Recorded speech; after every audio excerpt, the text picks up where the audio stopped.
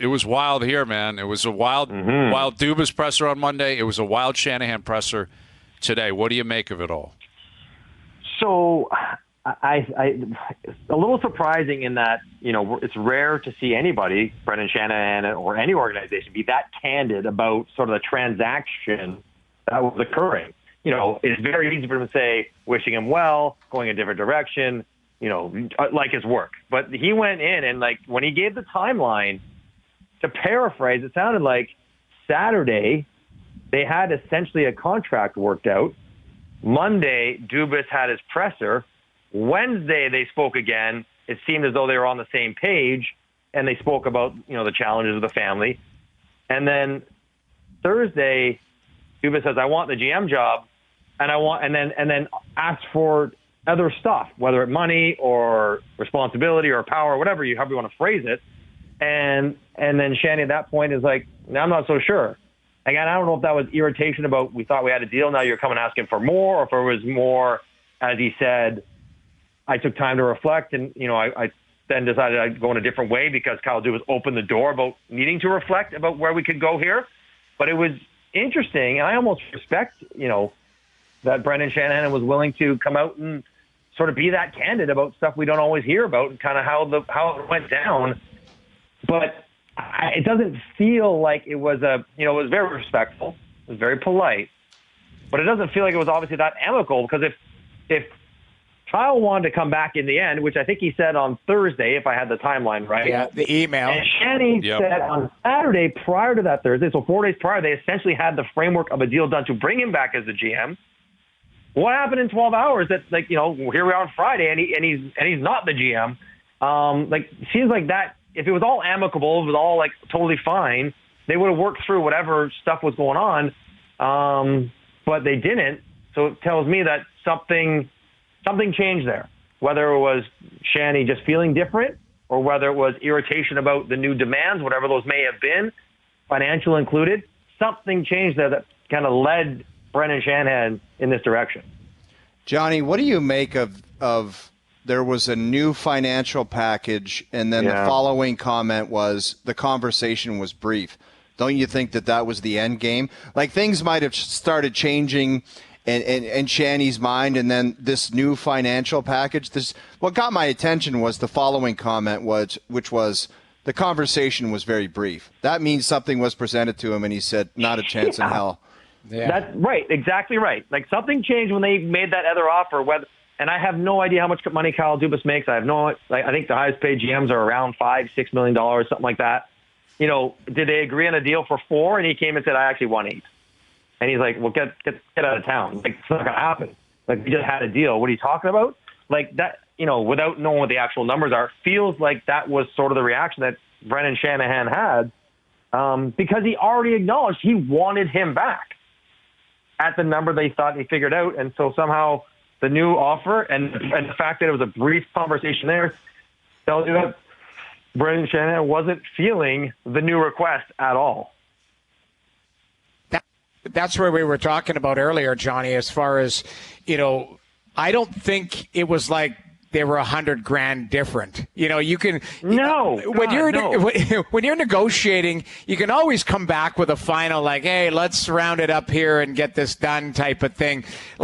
It seemed like they both wanted to get it done at one point or at some point as recent as a couple days ago, but then I don't know. Maybe I'm wrong in saying this. I think Kyle Dubas overplayed his hand here, and Brendan Shanahan said, "Fine, that's enough. That's it. I'm heading a different direction." Now I'm dumbing that down, but that's all I'm getting out of. Again, we're only getting one side of the story, but that's what I'm getting out of how it was laid out here. From hey, I want to chat with my family on Monday. That's Kyle Dubas, and then Brendan Shanahan saying, "Well, there was a financial package with a gap, a big gap had arisen." So basically, it's like, hey, we've tacked on a significant amount of money here because we think we might have some leverage. Is it as simple as maybe Kyle Dubas overplayed his hand? Well, if he wanted to get back to Toronto, yeah, clearly. And yes. maybe the conversation for Kyle and his family was, hey, listen, this is a grind, and this is hard. It's hard on you. It's hard on us. It better be worth your while. Because you can make again, I'm making up numbers. I have no idea. Let's say he kind of talked with Brendan Shanahan at $4 million a year. And the family said, listen, you can make $4 million working for Pittsburgh next week. If we're going to deal with the grind and the stress and the scrutiny, you need to be compensated more than that. And so he, maybe he came back and said, listen, I need $6. Like, it's talking millions of dollars. This is the Toronto Maple Leafs. Brendan Shanahan wants $200,000 a year more for a GM.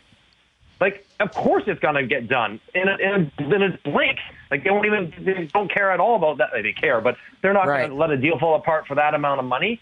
But the thing is, like, maybe Kyle's like, listen, it's got to be on my terms at a big number, or it's not worth it to me. So I don't know if overplaying his hand, like, maybe it just was his hand and he was okay.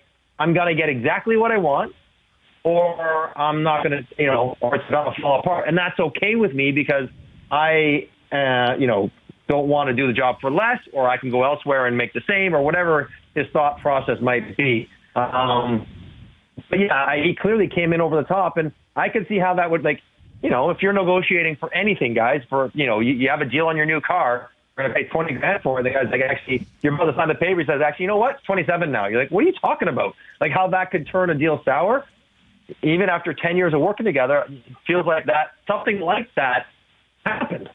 Yeah. Well, Johnny, what about the comment Kyle made in his presser saying you're not going to see me pop up somewhere?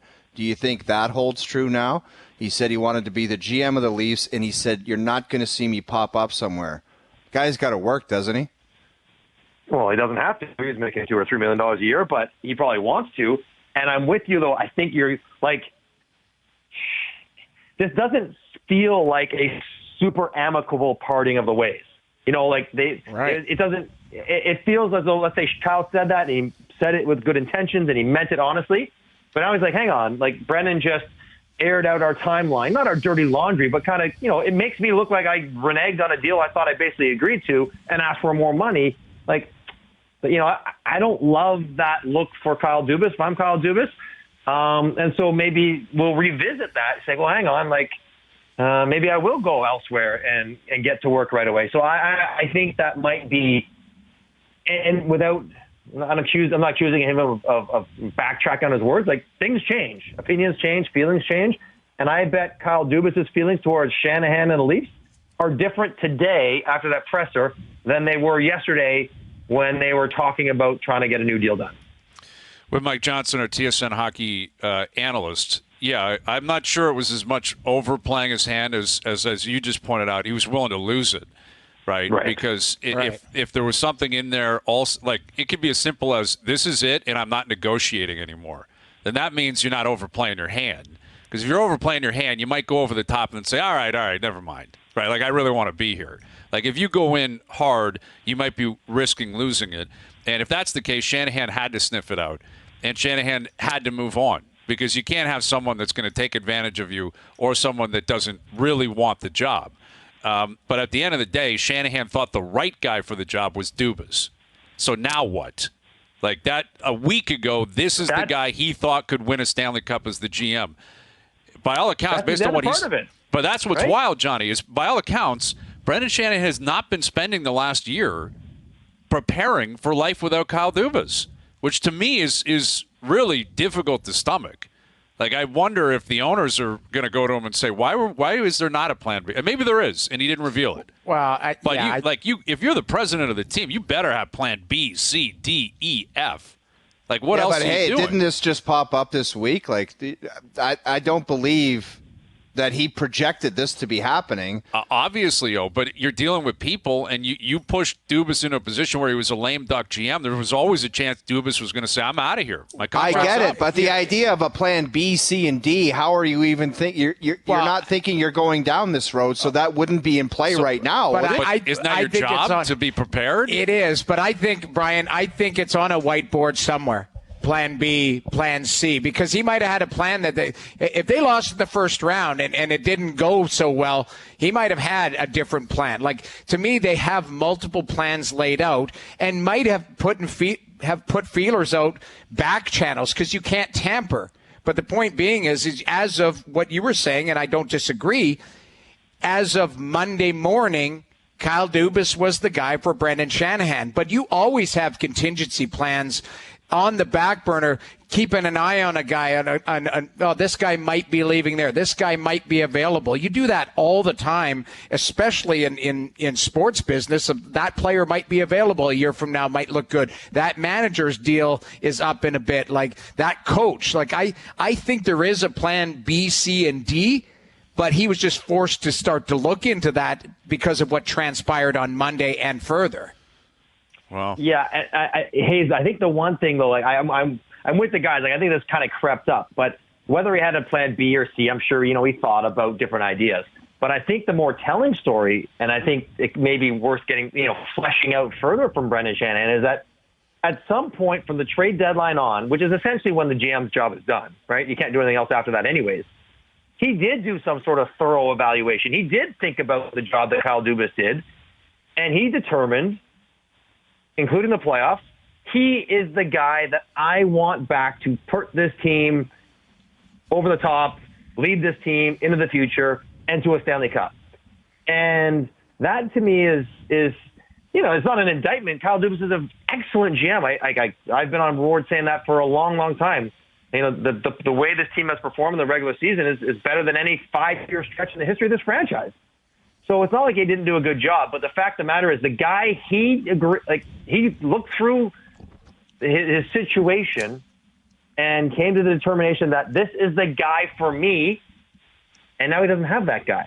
Yeah. So where does that lead you? You're going to hire someone who a week ago you did not think was better for the job than the guy you just let go, right? I mean, that's essentially what he's going to do. And now maybe there's somebody new that didn't, but you didn't get the guy you wanted. So I know what's changed and why he's not here, but as far as like the vision of running the franchise and how things are going to work, well, where are you going now? Because you had your guy and now you don't. Yeah. And that's what's at stake here. But don't you think there is a level where you take it or leave it too? Like at some point you go, it's too far, and it's not like they won together. Like change was going to happen somehow with this organization because, yes, they did get to the second round, but that's not the goal. And it has been a long time. Hasn't been the goal for 4 years, Jamie. Well, I understand that. But I think both things are right. Don't get me wrong. I think based on what Shanahan detailed today, now that's not the other side of the coin. Dubas may have a very different description. But based on what Shanahan detailed today, I can make total sense of that. And I actually appreciate it. If a guy doesn't really want to be here, or if a guy's trying to take advantage of you for whatever reason, you got to move on. And as I've said countless times, that better start applying to the players next. If that's the new philosophy of this team. Because Dubas may have just looked at it like we said. Well, Willie did it. They gave it to him. Mitch did it. Right. Austin did it. So I'm going to do it. Why stop at me? Like he may be sitting there saying, why am I the guy you don't give everything to? Give everything to them. And now Shanahan possibly is putting forth a new philosophy here.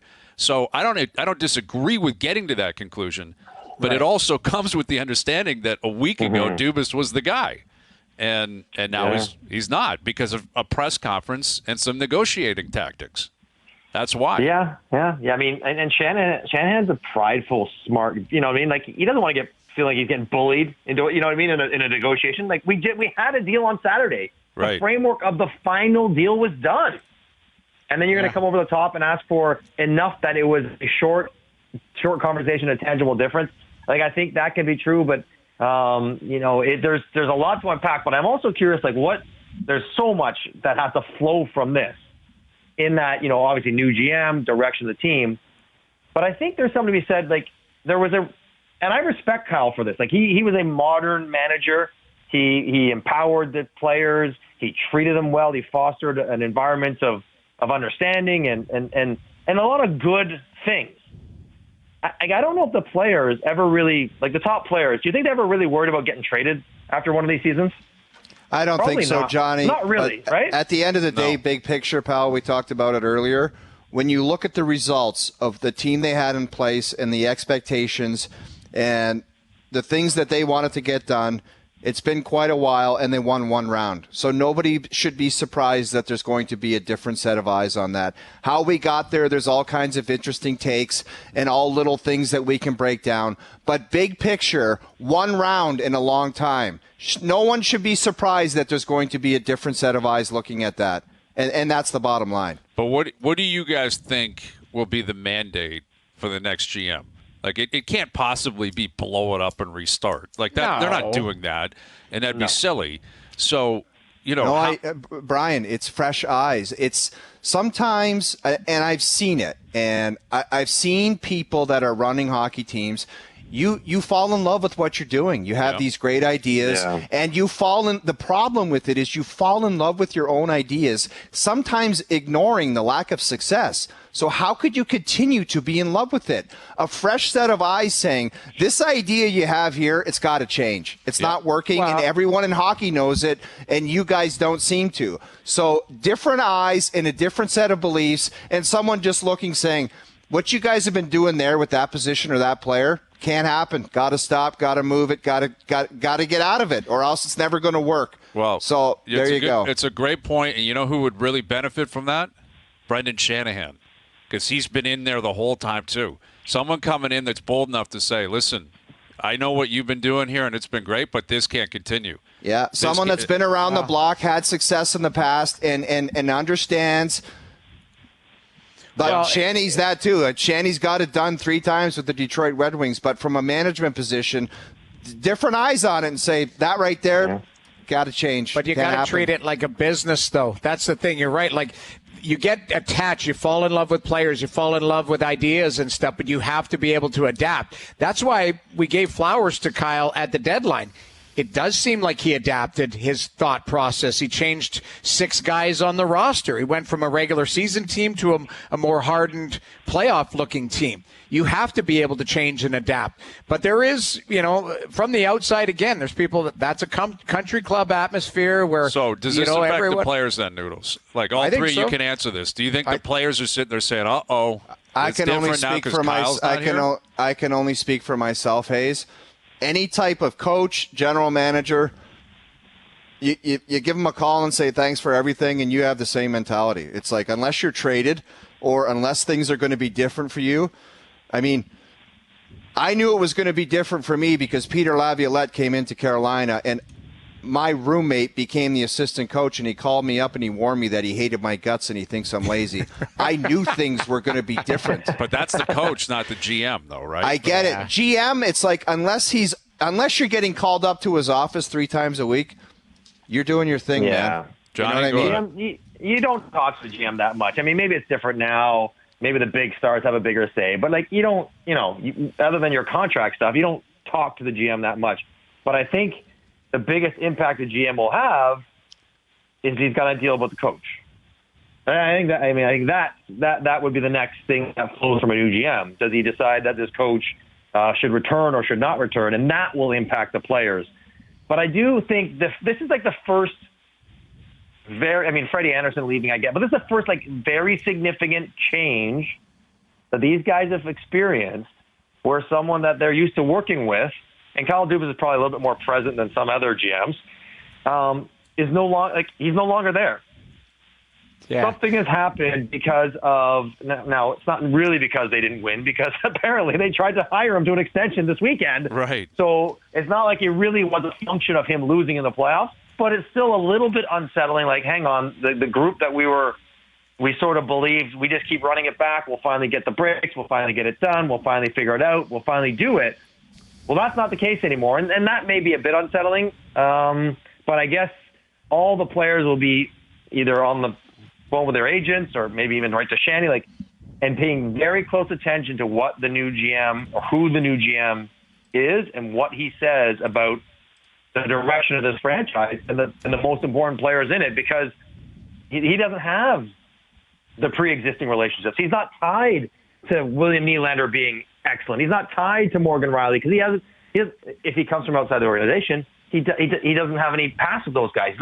He can make whatever ruthless decisions, and it won't reflect on him because he's not part of having those guys here to begin with. And that's the sort of stuff that starts jumping around guys' minds when a GM gets changed. I know, Johnny. Say you're at the Worlds right now. Say Shanny all of a sudden goes, I'm going to hire the GM of Kazakhstan. Like, just something crazy. Like, that would it'd just be bedlam, would it not? Well, I mean, like, who knows? I mean, I don't know where. Like, Shanny is a smart guy, and this is a unique market. And I don't know who the GM candidates are. I know Brad Treliving just lost his job, but like, I don't know who the hot. You know, you hear about some of the names for the Pittsburgh job, but like, you know, the whatever that GM's vision of how they play, like that to me is like, how does that new guy think a team needs to be built to win a Stanley Cup, and how does that apply to the team and the players he has in front of him? Like that's the next stage to me. That is the next part of this conversation, because it could be wildly different, drastically different, and if it is, then the team becomes different, and that's the thing on the ice and the players, and that's where we want to get to. Yeah, that's what makes it so confounding. Like the idea that Dubas had done a good enough job for Shanahan to want him back. So if you go in there, are you trying to channel what Kyle Dubas would be pitching Shanahan? I think no now. I guess not. Way. I mean, you got to go be the your other own way. person. Really? I think you got to go the. Shanahan didn't fire him because of results. Fired him because of a press conference and negotiation. Well, that's why he fired him or let him go. I understand that, but do you think that the way that they play in the regular season, like they need a style change of play, because it's obviously not working. Different eyes, Jamie. Different eyes. But he didn't think like this. That's go back to Hayes' point. Like the wild part is I'm not disagreeing with you at all. And different eyes, 100%. Right. But Shanny a week ago did not think that. Like he thought, business as usual. Re-rack it. Let's see where we're at. So Johnny, different eyes. Different eyes in a big vat, a big barrel of truth serum. Like if you think that decor can win, if you think that goaltending can hold up. Sometimes you need to hear it, man. I don't care who you are in the league. We've seen experience, some of the best GMs, like, understandably make mistakes where it's like this just can't happen. Well, and anything in life, my old man told me this: you screw up in business, anything, you got to fix it. No, there's no other way around it. There's no sense of talking yourself into making it work, or it can work. You fix it ASAP. Yep. Well, if you know how. That's if it. You know how. And there's always a way how, Mike. You know that. What if that truth serum is something Shanahan doesn't want to hear? Well, but part of it, though, is like you wonder, like, you know, Kyle. Did Kyle know how to fix it? He's been here 7 years. He's tried a whole bunch of different things. Like, and that's part of getting a new person in there. Like maybe he's kind of, you know, ran his course of ideas. Like I don't know. If there was any brilliant plan to change or fix things, he would have implemented it already. So. Which we can talk about in the context he got fired, but he didn't really get fired. He got hired, exactly, and then asked for more money, and then was not. They didn't come to a contract. Is more the way to put it than he got fired. So, right. But I think like net, not that losing Kyle is a good thing, but having a different pair of eyes, to use O's expression, is not a bad thing for this team right now.